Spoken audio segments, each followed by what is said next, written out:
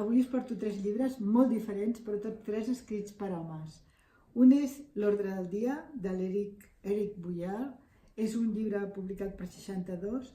en el qual s'explica una anècdota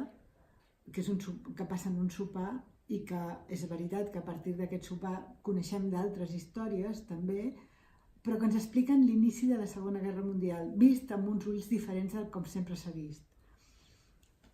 Us porto un llibre també de l'Stefan Zweig, La por, publicat per Quaderns Crema, que és un llibre en què una dona burgesa, acomodada, té una aventura només per curiositat, per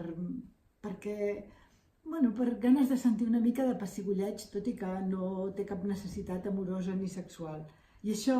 provoca una sèrie de canvis en el seu entorn que li fa sentir una por terrible, una por que es va incrementant al llarg de la novel·la. És un llibre, des del punt de vista psicològic, magistral. Y este de Luis Landero, La vida negociable, publicado por Tusquets, es un libro en el que el propio protagonista cuenta su historia de cuando fue adolescente y un adulto joven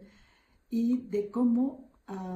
presenciar algo que él interpretó de una determinada manera respecto a su madre y a su falta de calidad moral, hace que